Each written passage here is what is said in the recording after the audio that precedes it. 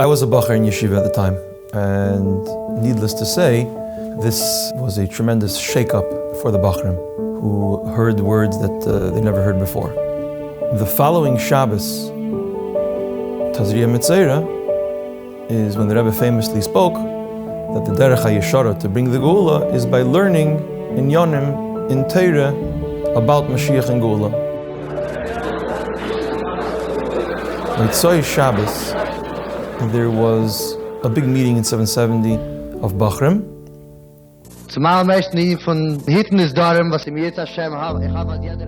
And they created little groups of Bachrim that would take on certain things. For instance, some Bachrim would work on strengthening this Darim of the yeshiva. Some would work on sending out Bachrim to go speak in other yeshivas outside of Crown Heights in the New York area.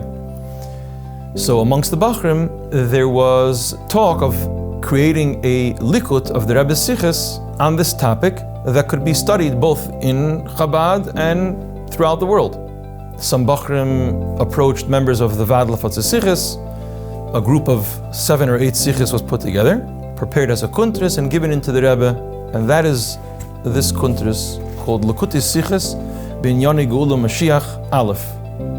And this came out Sunday, Zion Ear, the day after the Sicha of Tazria Metzera, and it has within it 8 Sichos from Lakutis Sichos about this topic of Geula and Mashiach. This became the go-to book to really take the Rebbe's words from the Shabbos Farbrengen and to put it into action.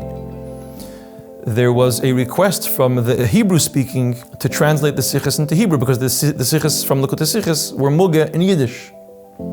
From the 8 Sichos that were published in the first booklet, they chose the 4 that were the more lamdish Sichos and that had Hebrew translations, and prepared for print another kuntris called Chidushim Ubiyurim Behilchos Malachim Prakim Yud Aleph and Yud Beis. Here already, the Sicha from Tazria Metzera was already muge, so they quoted in the Pesach Davar the words that the Rebbe says that the derech hayeshara to be mezarez bias Mashiach titkena b'peil mamash is through learning, and this came out on Thursday after the Shabbos that the Rebbe spoke Tazria Metzera.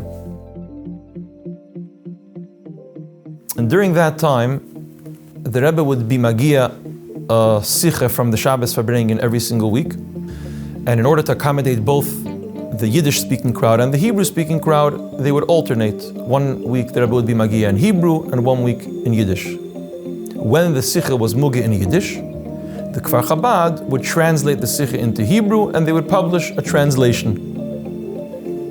This section of the Kfar Chabad that had the sicha was called Dvar Malchus. There was a Hisayrus in Eretz Yisrael by some Chassidim, led by Rabbi Tuvia Peles, to share the Sichos that the Rebbe was speaking with the whole country, with the whole Israel. When he asked the Rebbe that rather than just make copies of the Kfar Chabad, it should be published as its own booklet, the Rebbe agreed, and from that week on, the copies now became a booklet called Dvar Malchus, and it contained the Mugadike Sicha from the Shabbos before. If there was a Mugadike Maimer, he would put that in. So as soon as this booklet came out in New York, he had it sent over to Israel, and he published a special edition of the Dvar Malchus with the Sichos about Inyani Geula Mashiach. By Sunday, it's printed in Israel, and by Monday, a copy already arrives to the Rebbe in 770. Tesvov Iyar.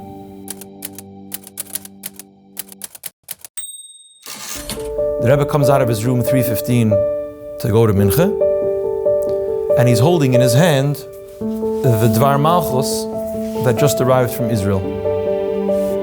Haitzah Miyuchedes, special edition, and he hands it to Rabbi Groner, and he says to him, "Wir soll das abdrucken zu teilen nach Ma'ariv, k'may shehu mit der Hagdasha." Exactly the way it goes with the dedication in the back. The dedication in the back was a very personal one. It was for the Rebbe's brother, whose yahrzeit was 2 days before, on Shabbos Yud Gimel Iyar.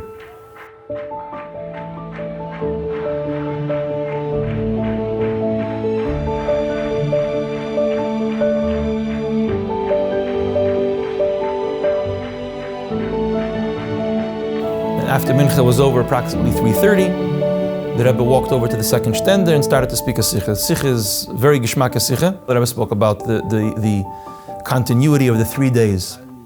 Shabbos, Sunday being Pesach Sheni, and Monday being Tesvav Ir, which is Kai Mesira Bashlamusa. 3 days straight of Kedusha. And then the Rebbe surprised everyone.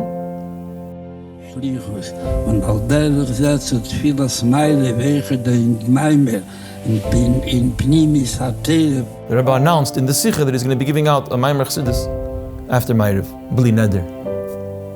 After the Sicha, the Rebbe gave out dollars.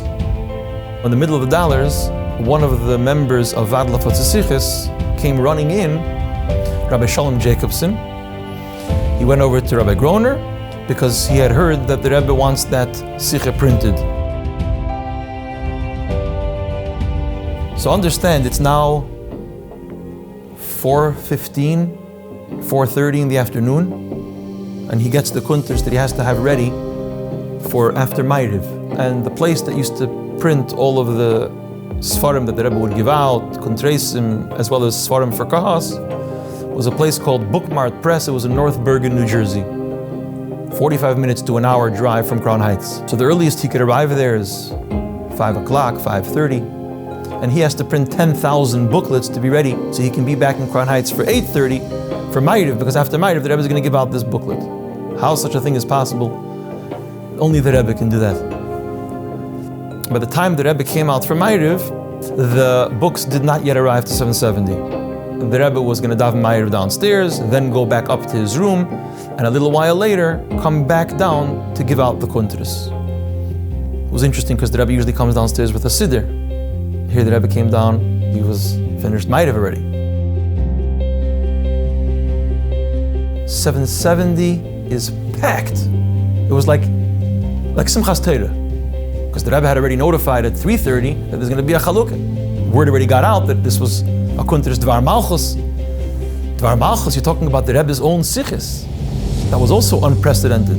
The Rebbe had given out a Maimer, given out a Michtav Klali, but not a likut of Sichos of his own. And the Rebbe started to give out the Dvar Malchus. It was a sight to behold. The Rebbe's face was beaming. I mean, something very, very special. The Rebbe's talking to people, giving brachas, smiling in a way that was not usually seen in shul, after a davening when the Rebbe would give out dollars, or even during a chalukah, because the chalukah usually went very quickly. The Rebbe spent the next 3 hours, and the Rebbe gave out a total of 6,500 kuntresim approximately, and then took 2 for himself. There were 2. There was light blue and light green. The Rebbe had 1 of each for himself.